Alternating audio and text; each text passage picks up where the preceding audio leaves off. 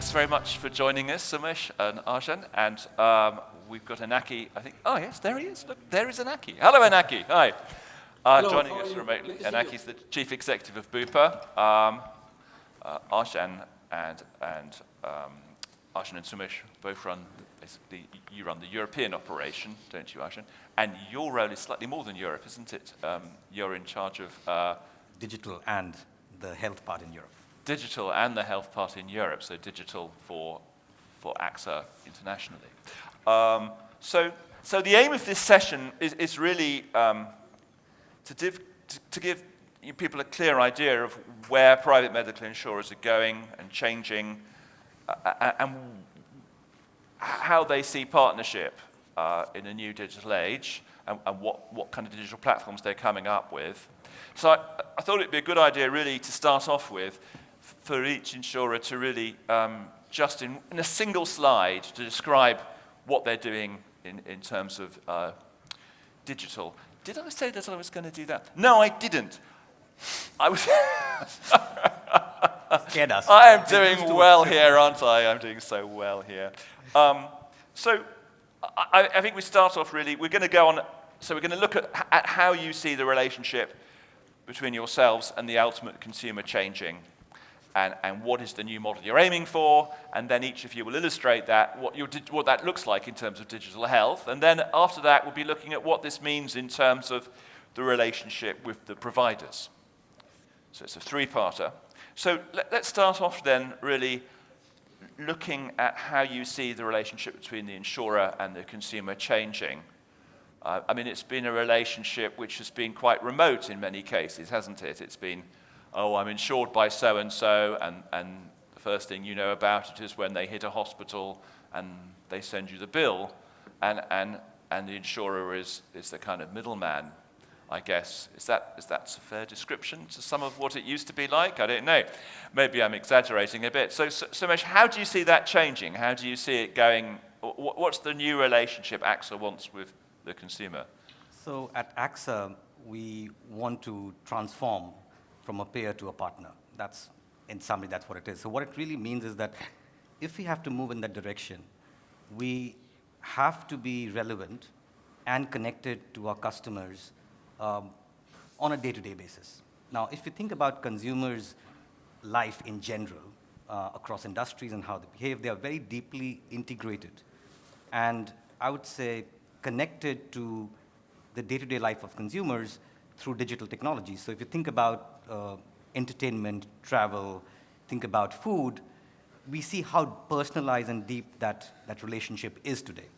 Now, on the other side, when we look at healthcare, I think we are not that advanced, and we are kind of siloed in terms of what we're currently doing. So our approach at AXA and our vision is to create an open, integrated ecosystem of health, which then reduces, I would say, waste, increases affordability, but I think more importantly, provides quality and also the whole end-to-end, I would say that relationship throughout the journey is very important. Now, what it really means for us in that sense is that we want to be with the consumers, as you said, not only when they are unwell or when they're ill, but across the whole healthcare journey, with emphasis equally on awareness, which is quite important, prevention, but also mental health and mental well-being. And based on a study we recently did, we saw that the mental health issues in Europe have tripled in the last 24 months. Now, we all know mental health is a silent killer and how much impact it can create in the long-term health. And it takes a lot of work to come back to where we were. Now, on the other side, we again saw in the pandemic teleconsultation, video consultation, symptom checkers, and so many other digital technologies coming on fore. I think the whole relationship, digital is going to be a very important part of that. And the way we see that is that insurance will have a very important role to play in the future of the relationship with customers. A much closer relationship. Absolutely. What about you, Arjun? Yeah, so maybe a couple of things. Firstly, I need to be careful, as we're coming out of the pandemic, Yes. we need to be cautious, right? Keep saying that. Exactly. I think there are a couple of important trends that we see emerge that I think are going to be relevant for today's conversation, right? So the first one is what I call the elevated importance of health. I mean, there's a lot of negatives that are associated with COVID, but if there's one silver lining, it's the fact that we've all been reminded of the fact how important health really is, right? At the end of the day, if you don't have your health or your health is under threat, nothing really matters, right? Nothing else. So we see that at an individual level, we see that at an organizational level, and we see that at a societal level, right? So I think the conversation about health, for example, in organizations is rapidly becoming a boardroom conversation rather than a employee benefits conversation, which is typically what it used to be. So that's one. I think two, we definitely see the emergence of the what I call the empowered consumer, or to bring it a little bit closer to home, the empowered patient. Right, so I think what we've seen over the past sort of 18 months is that people have rapidly adopted new technology. They've been forced to do so, but it's actually given them more empowerment in terms of really organizing their lives in a more convenient way, bringing a lot of things into their home. And I think that's a trend that we're going to see accelerate going forward. So I think that's also really important. And then the third thing, and it was already mentioned by Somesh, we see this incredible increase and very concerning increase in mental health issues, right? Which I believe is probably another global pandemic that we're faced with, which might have equally severe consequences if you think about the impact compared to, for example, COVID-19. So against that backdrop, one of the things that in Cigna we've started to recognize is that we really need to address health much more holistically. So whereas in the past, we were predominantly focused on the peace of mind, knowing that you're well protected financially if you need access to care. Increasingly, we're sort of expanding that territory, and Somesh talked about the important correlation between mental health and physical health. So I think by now all health insurers have sort of understood that. We really want to try to take that conversation to the next level and really talk about what we call whole health. And what we mean by whole health is that it's not just about the individual and whether they're physically well or mentally well, but it's actually about the environment in which people operate, which ultimately determines whether or not people can honestly say, I'm healthy and I'm feeling well. And I just want to make that very tangible, right? Because it sounds a bit abstract. Think about COVID, right? If you ask people, how do you feel or how have you felt during this pandemic? A lot of people will say, I've not felt well. Doesn't necessarily mean they've been infected with COVID. It doesn't necessarily mean they've been vulnerable to the actual virus. It doesn't necessarily mean they've been diagnosed with a mental health illness. However, they've suffered from increased loneliness, lack of social interaction, worries about their financial situation, concerns about their family's health. So it's all those elements that we need to take into consideration as we start to address the whole health of an individual holistically. Right. And that's really our vision for the future, is to take this beyond just the connection between mental health and physical health and really start to help our customers to address all of these aspects of their world that ultimately impact their individual health and well-being. And just as you've rebranded as from going from being an insurer to a partner, you're talking about Cigna as a healthcare provider now. Yeah, because as you think about addressing all of those different areas, the challenge for individual consumers is that there's a wide raft of different services, provider applications that all offer bits and pieces that ultimately address different elements of that whole health that I just talked about. Who's going to stitch it together? Who's going to do the quality assurance? You are. Thank you very much. That's exactly what we're planning on doing. Okay. Yeah, because ultimately someone needs to help the consumer navigate and ultimately empower the consumer to take ownership of their own health and well-being. And that's very much what we aim to do. Yes. And Anaki, what about you? How do you see the relationship between Bupa and the consumer changing? I think, good morning, everybody. I think there are three ideas here. So one idea is COVID has shown how ready the health industry is prepared for digital. So I think consumers are really demanding us to be much more digital, but also doctors. Doctors are super ready to be super digitalized. And I think that we need to accept that probably the whole system, the public and the private and every stakeholder were not really ready from a digital perspective, and we need to hurry up. So in the future, I see much more digital relationships with our consumers, many more, and mobile phone will be the king here. So second idea is that COVID because COVID has been so big and so invasive, so COVID has taken like everything of our industry. So, but let's not remember that before COVID, there were tendencies happening that I see that after COVID, they're going to come back because it makes a lot of sense. And I'm thinking about health programs, chronic disease management programs, coaching mechanisms, but digital triage. I mean, programs that are taking care of the health of people, and they're happening through a coach system that connects to you through a digital mean, probably in the majority of the cases, the mobile phone. So this is coming back soon, and we need to be ready for that. And the third thing for me is also new technologies that were developed before COVID. Now, because of COVID, now again, it's taking like everything, but doesn't mean that are not going to come back. And I believe when I say new technologies, I'm thinking on things like genetics, so sequencing the genome, also proteomics, probably improving the genetic sequenciation. I think that is also another tool that is going to influence very much on the way we take care of the health of our consumers. So those three tendencies, as soon as we have a bit of breathe, because of COVID, are going to come back very quickly, all of them together, and we need to be ready for that. I like the idea of a coach, of somebody who is a digital coach who I can talk to once a week. I mean, I need to lose weight, and I've got a bad hip. I should be doing Pilates every day, but I kind of don't get around to doing it, and I've got slightly raised blood pressure, so I'm worried about that. So it'd been great to have a coach, and if I had a coach, I could do these things, and I could do more things medically as well. I could go and see doctors. So the problem, in a sense, is if you provide a coach, aren't you going to encourage people like me to spend more money on healthcare?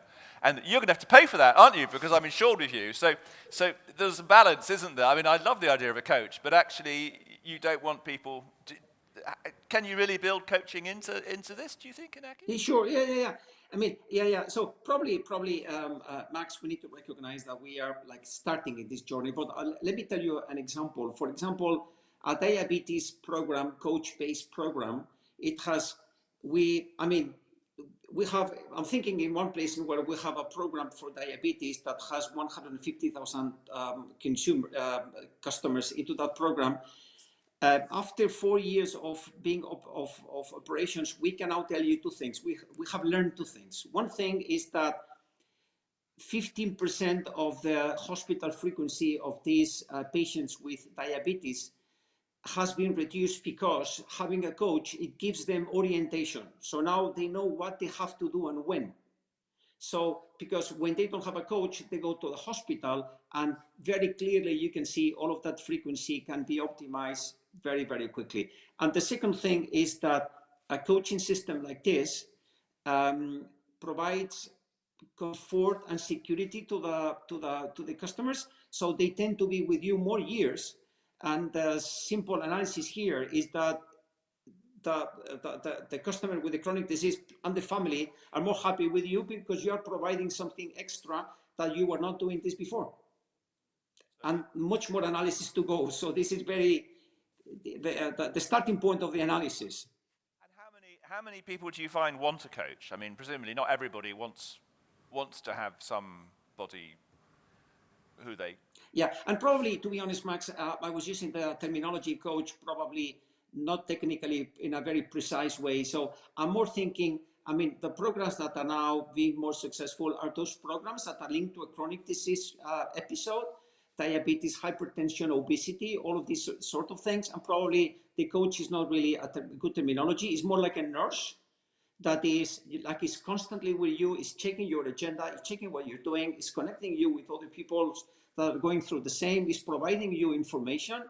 So all of that, and many people. I mean, look, out of a portfolio of, let's say, the average of a 1 million, imagine a portfolio of medical insurance of 1 million.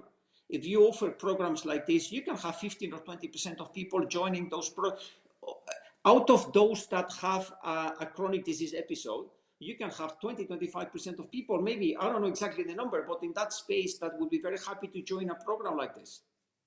Right. And Max, I think that notion of partnership can take a lot of different shapes and forms, right? So it can be an individual coach, But for example, what we've seen based on a lot of the research that we've done is that a lot of people actually expect their employer to play a much more active role in supporting them as they try to address that whole health that I was just talking about. In America or in Europe? I mean...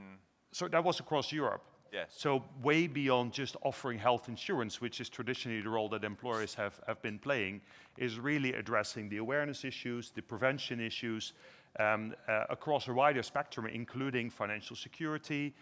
So I think whether it's the individual health insurer, as was just explained, or whether it's the insurer through an employer offering those type of services, the key is that people are crying out for better support as they try to address this pretty urgent and pretty complex issue. And you're really targeting the SME occupational healthcare kind of space, aren't you? I mean, yeah, but there also, is a danger in there. larger corporations. Yeah. To what extent are Europeans open to this? I mean, the people say, don't they, that in the States, you know, your employer provides the service, but then again will also tell you what you've got to do. Max, You've got to jump. Just to take a bit of a provocative view here, you know, given working with all these different countries in Europe and outside. So I think nowhere I've seen anybody get up in the morning and say, wow, I want to utilize more healthcare. You know, I think that's not what people get up and say, okay, I like to watch Netflix throughout the day, but certainly not utilize more healthcare. So I think this perception about saying, you know, it will increase use of healthcare, I think is not correct. I think the reason why that happens is because of lack of awareness. Because if we can make people more aware about what is important for them, I think in the long run, I don't believe that all of this would increase cost of health. It should decrease, in fact. Absolutely. So you're going to give everyone a coach?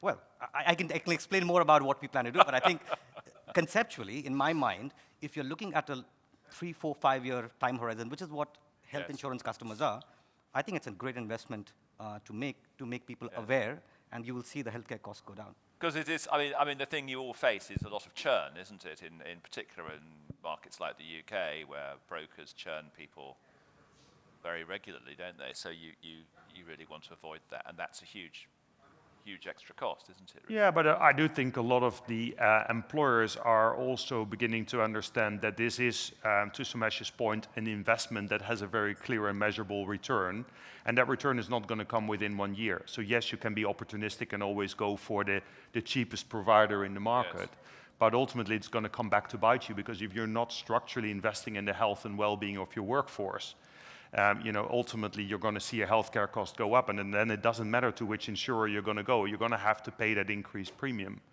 And that's why I said at the beginning, this is increasingly becoming a boardroom conversation, because it's no longer about just offering nice employee benefits.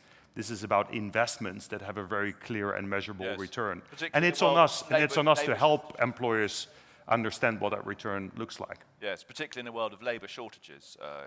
Yeah, and we're faced with a massive war on talent, and that's only going to increase.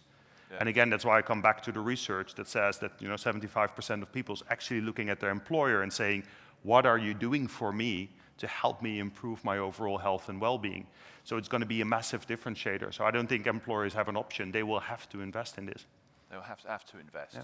And you're seeing that. You're seeing for sure. Big in. What kind of uptake are you getting? I mean, you say that. So, I mean, are you then seeing the growth of your employer-funded policies going up by 20% a year? This is not a new thing, right? Because I think we've all, the company's representative have all been actively offering health services to employers that they can make available to their employees. Yes. And we've seen that sort of percentage of revenue coming from those health services versus the traditional insurance go up each and every year. So that's just a trend that we anticipated is only going to be accelerated going forward. Right. Okay, fine. So now I asked each of them to prepare a slide so that we can see what this really means in terms of digital health, the digital health offering, what tangibly they're really talking about. So we're going AXA, we're going Sumesh, and then Arjun, and then Inaki. So each have got about 5 minutes. So. Or less, so crack on. Sumesh, show us your slide. Max made us work hard on this, so I think I will try and be as precise as I can. So, I think right now, AXA in Europe, if I just talk about Europe right now, is quite large in size. So for us, we were not starting from scratch. So we today have teleconsultation, claims management, digital claims management, orientation to network, well-being, all of that exists in each of our European market countries. The problem is that it is currently, in general, in the market, it's siloed.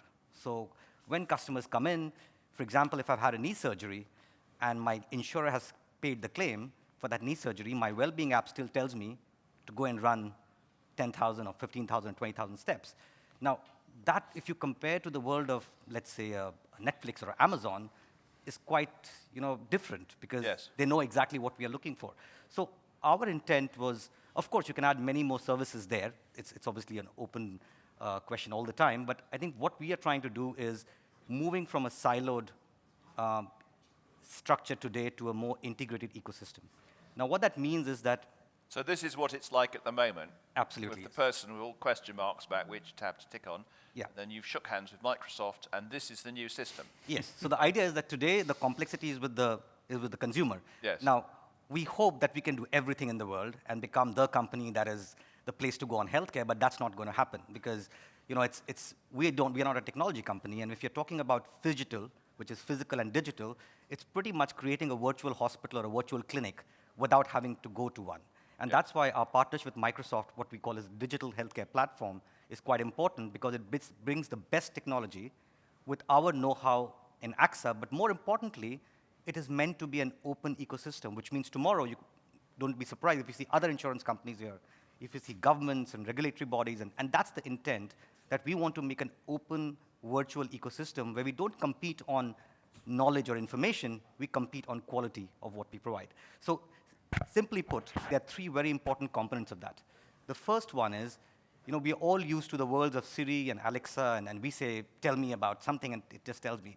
Why can't we go to one single place for healthcare? So I think the first layer is about orchestration and taking all the complexity away from the user. I'm not saying the back end would be very simple, but at least the user doesn't see the complexity. So first one is orchestration. The second one is services, and how do we connect these services together? Because symptom checker, telemedicine, drug delivery, prevention well-being, these are things that these are means to achieve an output. These are not the output. So you don't get up and say, I want to do teleconsultation. You want to get well from a medical condition you're facing. So these services need to be connected and talk to each other. And finally, there needs to be a strong data backbone that makes sense out of data. Of course, in a regulatory compliant way, it needs to start to make sense of what all of this means. Now, we are already live in Italy and in Germany. And in Germany, we are working with other competing health insurance companies, the private ones, to kind of reduce the cost of care, but at the same time improve consumer experience. And the idea is that... So you've already got other insurers on the German side? Yes, it is. So we have Debica and others. So we are all together in that, and we are working together to create this affordable ecosystem, as we call it. So Italy and Germany is live. Spain, Belgium, UK, and Switzerland go live in the next few weeks.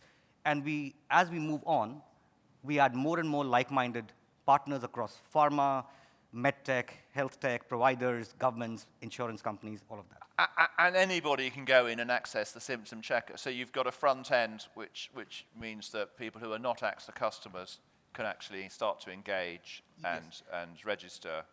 Yeah, so we deal in terms of use cases. So, and that's the beauty of an open platform, right? Because nobody will come to AXA's website and call it an open ecosystem. So the idea is that there are all these building blocks available. Anyone could actually come and create their own use cases. So tomorrow, if a pharma company wants to create a diabetes program, they could actually plug and play, work with AXA, work with somebody else, put together a solution. So for example, if you look at Italy, in Italy, one of the biggest problems we have is that these people in between who have young children and old parents, where do they go to when they have a day-to-day medical condition? And the use case is, if you have a problem, we will give you all the tools that you can decide, personalized, and you can choose what you want to do. So for example, as I said, awareness is a big problem. In Italy, we use Symptom Checker as an awareness tool. We don't use it as a medical tool. We use it as an awareness tool for people to really understand how serious is my stomach pain. Should I go to a doctor? Should I do nothing? Because if you Google, it will tell you, go to the hospital or do nothing and go to sleep. So I think it's, we have to get away from that, and that's why it causes extra healthcare costs. Because if people are aware, if they don't have to do anything great, but if they have to, then they might as well go to a doctor sooner rather than later. Okay, fine. Fantastic. Okay, fine. Arjun, show me your slide. Yes. Can we have Arjun's slide? So my slide looks very different. And again, I want to go back to where I started this conversation, which is that notion of whole health that I just talked about.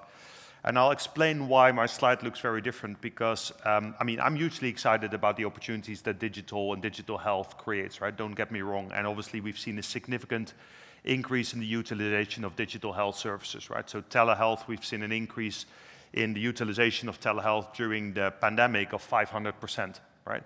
So it's massive. But at the same time, I want to, and this might be a little bit controversial, but I just want to make two what I believe are quite important comments. One, digital health is not the be-all, end-all, right? Yeah. So I think a lot of people, and we're seeing that as we speak, as healthcare systems open back up, a lot of people are very keen to go back into the physical healthcare delivery system, right? So physical care will continue to play a really important role. So that's one. The other thing that I think is important to note here, and that's why I don't have a slide that specifically focuses on digital, is because at the end of the day, digital is a means and it's not an end, right? We're not doing digital for the sake of digital. We're doing digital because effectively we believe that it is an effective way to complement physical care as we try to address people's whole health and really be that partner that we aspire to be. So what's important for us is that, one, we start to look at how digital health services and physical health services really come together. So it's not or, it's not one or the other, it's and. And we absolutely see an important role for digital health services to complement physical care. But you've got to be really smart about how you design these customer experiences. What that means is that we'll continue to invest in expanding the range of digital health services that we make available. And like AXA, we have a symptom checker, and we have telehealth services, and we have employee assistance programs. And again, we'll continue to expand on that. We just launched a new service, which is, we call it Stress Wave, which basically allows you to measure your stress levels through your voice. So by me talking, artificial intelligence powered technology actually allows you to understand how stressed I am right now. So quite an interesting technology that we think is... Can anyone log Yep. in? So I can go onto Cigna. Yes.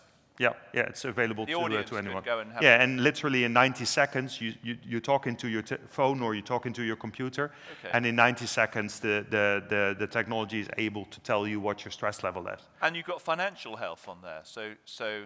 Yeah, because as I mentioned earlier on, I mean, one of the key sources for stress and mental health issues is that people are really worried about their financial situation now and in the future. And of course, COVID has only accelerated that problem because people are uncertain about losing their jobs, they're uncertain about what the future will hold for them financially. So we believe we have an important role to play there. So this is not just about traditional health solutions, this is also about financial protection, financial education, which can ultimately help people to put their minds at ease. Maybe I'm a 30-something living in London, paying a lot of rent, and I'm not feeling very good financially. So how do I interact with Cigna? Well, one of the services that we're working on is really a tool that will allow you to sort of better understand your financial situation, do more of sort of your budget planning, help you understand where you have the opportunity to save money. So again, expanding that definition of health way beyond the traditional boundaries of physical and mental health. Right. Okay. But I think the other important thing I just wanted to wrap this up on is, at the end of the day, this is about integration. So reinforcing the point that Somesh made, it's really about making sure that we design seamless healthcare experiences for our customers. And they don't really care about physical or mental health, right? They just want to be able to access the right care at the right place at the right time, and I would add to that, at an affordable cost, right? Affordable really. price. Yeah. And virtual health has a really important role to play in keeping healthcare affordable, because in many instances it can be a more affordable alternative. But again, I just want to make sure that we don't overplay the importance of digital health solutions as sort of the be-all, end-all. It's really about designing these integrated online, offline experiences for our customers. And again, customers can't figure that out themselves. They're going to need help to do that. And that's where Cigna comes in. Right. Okay, fine. So thank you very much. So Inaki, let's have a look at your slide. Aha, rainbow. My slide is also is a bit different from the other ones. My slide is more like a long-term vision. So you see a symbol on the top, it says 3x6 strategy. This is the name of our current strategy. So this is part of our job, but this is the end. So we are pretty far away still to have all of this. So where are we now? So 5 years ago, Bupa developed a platform called Blua. The last release is called Blua U. We launched this platform in 2 countries, and today this platform has three capabilities. One is you can talk to the doctor, not only primary care, but also specialized in 33 different specializations. 3,500 doctors available, and this system is now being used by 2 million people, 2 million members from Bupa. We're doing in this system like 3 million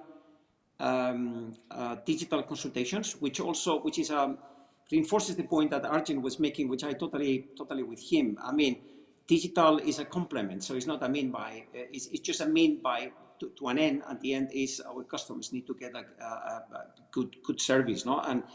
And also we believe in Bupa very much that a doctor available to you in your mobile phone has to be your doctor. So it's a doctor that you see in the morning in the hospital, and then in the evening you can talk to him on the mobile phone, and you can review with him the analysis that you made in the morning. So this is the thing. We don't believe in external platforms, so in where you can talk to a doctor, but it's a doctor you don't know. Okay, so the full system is built up this way, so you can talk to a doctor. So the second capability is you can have a health program available for you with a coaching system.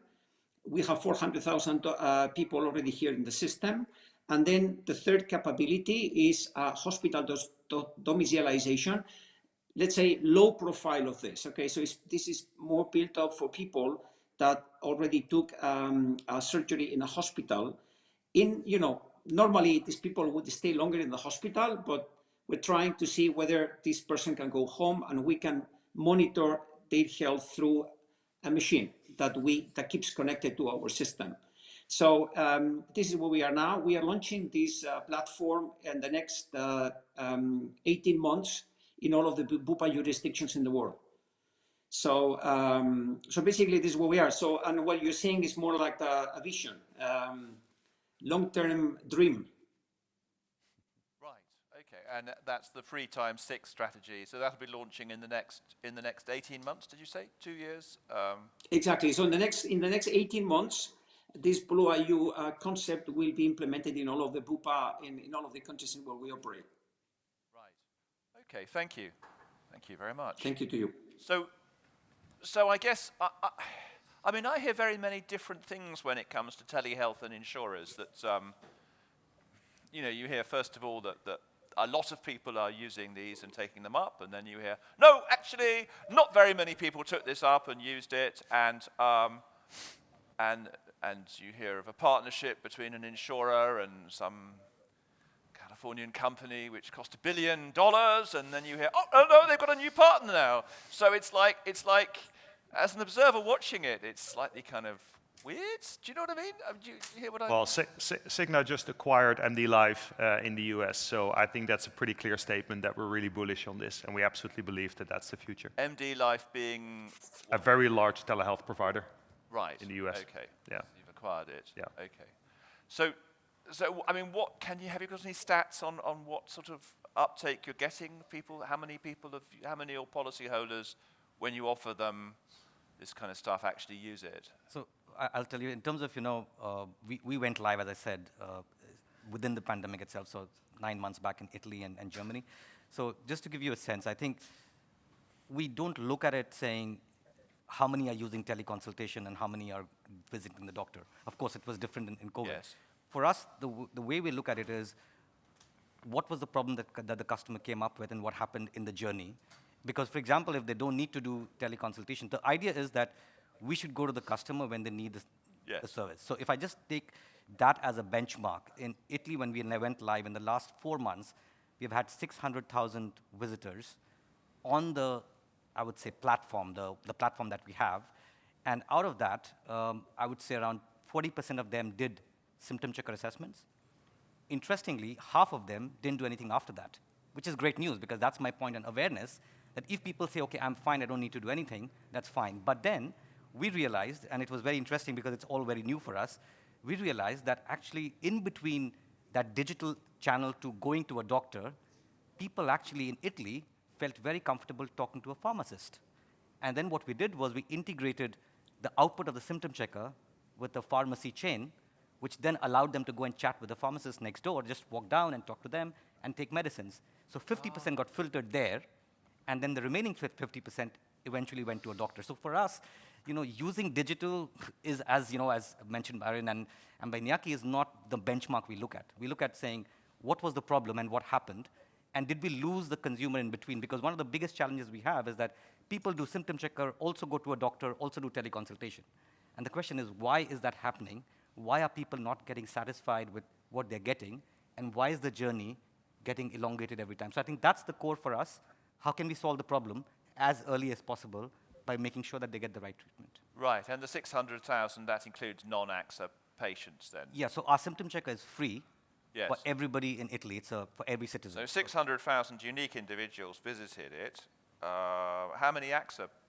So we don't monitor that. So in symptom checker, we have 600,000 people. Yeah. Now what we know is that out of that 300,000 people are people who use teleconsultation either as an AXA policy or you can actually buy a policy or you could actually take a service as well. So we have a different model there. You need not be always an insurance customer to be able to use all the healthcare services. You can also buy a separate services policy to be able to access that. So 300,000 of them were actually either AXA insurance customers or service customers. Right, yes. And it was generating revenue. It's generated a certain amount of digital people purchasing. Yeah, there's a subscription model, and then there's the insurance model, of course, so including both of them. And that subscription model has got reasonable take-up levels, or? I would say yes, because obviously we have just gone live, so we can't expect a lot of revenues. But I think it's quite economical. It's around 74 euros per year for individual, and 134 per year for a family of 4. And in that, you've got a lot of different services in place. But if you visit a doctor personally, you get a discount, but you still have to pay from your pocket. So there are different models about how we work, but it's quite flexible in that sense. Right. Yeah, and Max, I think the question, how many people are using telehealth is an interesting one, but maybe even more interesting is how many people feel the peace of mind knowing that they can use it. And I would argue that's even more important, because at the end of the day, I'll give you a practical example. We have the privilege of serving a lot of the large intergovernmental organizations in the world, right? And their staff members are being sent to war zones, refugee camps, the most remote areas in the world. Many of the organizations have acquired telehealth services from Cigna. The peace of mind knowing that if you're being sent to a remote area, that you can always talk to a doctor on your phone in your own language, that's massive. So yes, it's important that people use the service, but the peace of mind that comes with knowing that you can use the service is equally important, if not more important. Yes. Okay. If I may, Max, do you mind if I jump in? Of course, now it's going to come to you. So, look, I think Max, for me, it depends on the value you provide. So I remember now that 3 years ago in Chile we did an exercise with a telco company to build up a mini plan with a health digital health support, but it was totally separated of the business. It was like a new platform. It was supposed to be really low cost, very low premium. The usage of that was very very low. So, but my own interpretation of that, it was because it was like a new service. Doctors, you don't know, there was complexity on the operations, but on the other side, during COVID in Spain, we were very happy if the system was doing 300 digital consultations. During COVID, that went to 6,000, 5,000, 6,000 a day. Now after COVID, it's more on the 5,000, 4,500 on that space. And for me, it depends on the value. So at the end, as we said before, if you can talk to your doctor, not another doctor, and if the technology works well, and if your health information is there, I think the usage moves, grows very quickly. Moves very fast, yes. Yes, okay. So, looking at all this stuff, I mean, what does all this mean for the relationship that you have with providers, the hospital groups, etc.? I mean, and again, I would caricature perhaps that in the past, often insurers haven't really focused very much on that relationship. Maybe they focus more on the broker, the front-end relationship, which generates the sales. Or perhaps I'm being very unfair, but that's and also, I mean, insurers often say we're going to measure quality, but when you actually come to the crunch,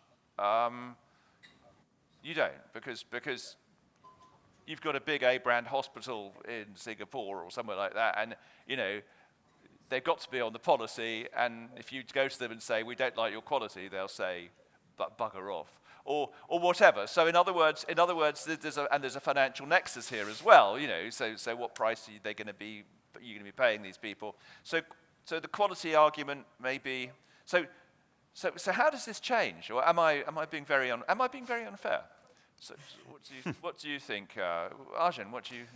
No, I don't think you're being unfair. I mean, listen, I think for me, the outcome of everything that we talked about for the past 40 minutes is that increasingly we need to look at providers as partners, all right? Yeah. Not as suppliers of a service, right? This is a true partnership. If you're serious about this ecosystem, if you're serious about creating seamless healthcare experiences for your customers, where they switch between online and offline health services, you know, the physical healthcare providers will continue to play a really important role, and we need to really see them as partners in this approach, this customer-centric approach or this patient-centric approach.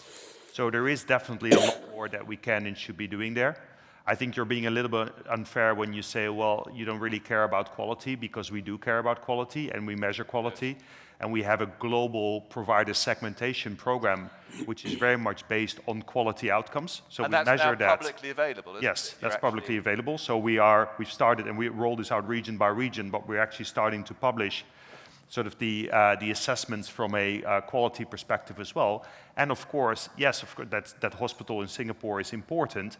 But at the end of the day, if we feel uncomfortable sending our patients or our customers to that hospital, we won't, and then that's also a problem for them. So I think increasingly we see steerage becoming more important. And again, that plays perfectly to the notion of we're being the navigator, the coach, the partner, whatever it might be, sort of empowering the customer to make the right healthcare choices. So steerage is going to be really important for us as well. And I think that's also what our customers are expecting from us.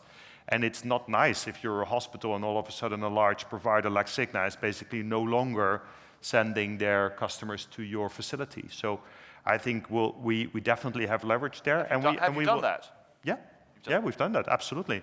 Yeah, listen, again, I mean, we have a network of more than 1.5 million providers around the world. There are quite a few that we used to do business with that we no longer do business with. Yes. And that's very much based on health outcomes as well as fraud, waste, abuse, and all of these things that unfortunately are also happening. So, yeah, we take an active role there. But again, I want to stress the importance of partnership. And to be able to operate as partners, we need to do a much better job in sharing data.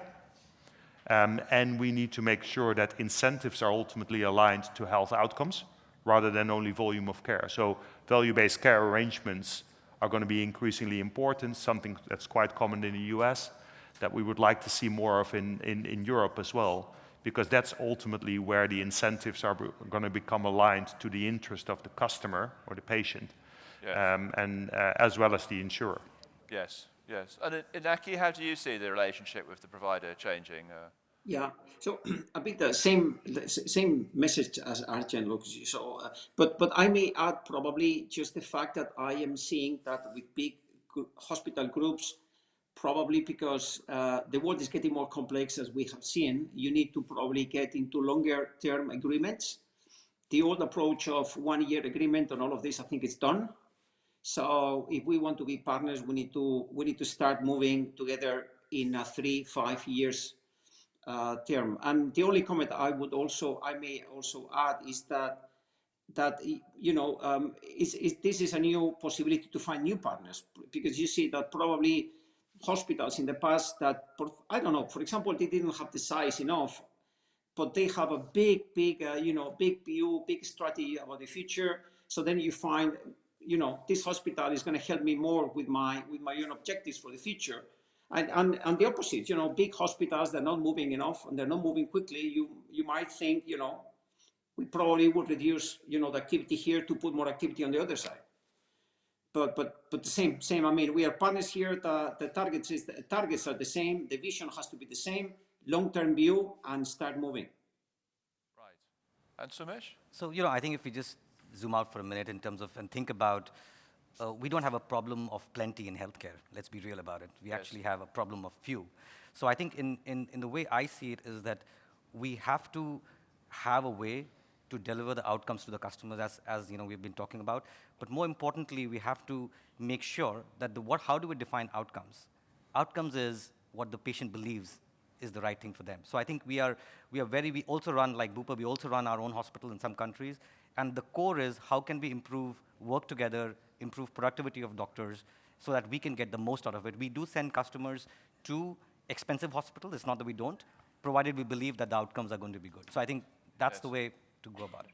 I have a question here from Giuseppe Recci from Affidea, who's saying, what is your strategy about moving into the provider space? It seems to be a growing trend which might create a negative impact. In other words, he's perhaps worrying about vertical integration. Yeah, we don't. You don't? No. No, Cigna will not go into healthcare provision in the traditional sense. We don't own any bricks and mortar healthcare facilities, and we have no ambition to do so. We think running hospitals is a very different art and skill than running a health services company. And also, I think it allows us to provide that objective view to basically say, this hospital doesn't no longer deliver the quality that's required, we'll take it off the list. Right. Which I think if you own facilities, it's going to be quite difficult to do that, right? So potential conflict of interest. What about you, Sumesh? You're kind of being very, how would you describe it? Sometimes you buy and sometimes you don't. So we're selective, but it's quite simple. Yes.